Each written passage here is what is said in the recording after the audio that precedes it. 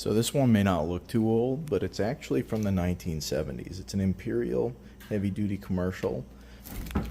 It is massive. And I actually got this guy for free. It was in a garage that a realtor was selling the house, and they wanted to clean it out. And it's got the old refrigerants, and it gets down to negative 11 degrees. That's on not even the lowest setting. Isn't that crazy?